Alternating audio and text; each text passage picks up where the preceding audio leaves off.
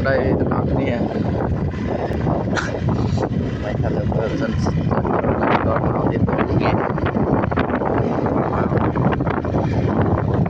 បាត់ជ្រុលនេះបាត់ជ្រុលនេះហើយទេយកទៀតហើយ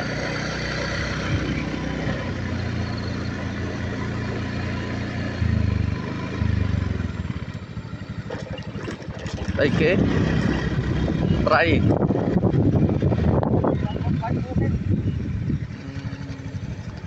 អូខ្ជិលចោទូចពេក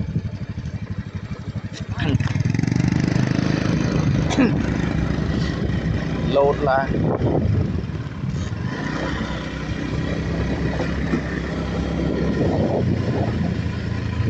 នៅតែមកវល់ប៉ុណ្ណេះទៀតទេថ្ងៃទីខាងក្រុមហើយជាមួយថ្ងៃយើងជុំដល់ចូលដល់វល់ផ្លាក់វល់ចឹងតែស្អែកគឺអស់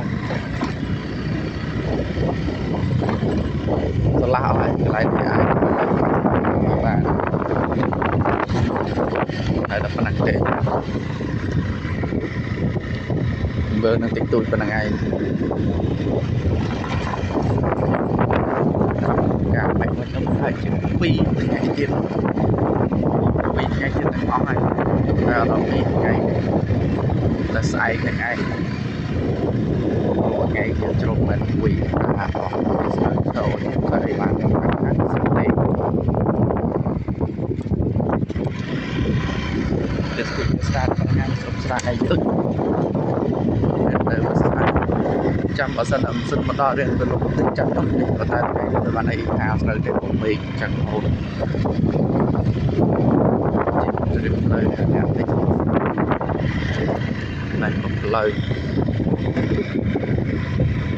នៅត្រេះមកទឹកទៀតស្រួលបលែងគោហើយតែខ្ញុំបាត់យូរដល់ពេលទឹកដល់ឡើងយូរនេះ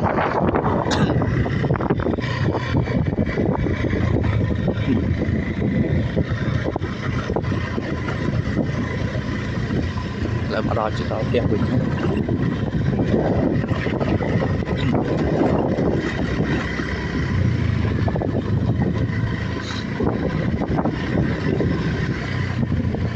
่ครับจะรอผมต้อง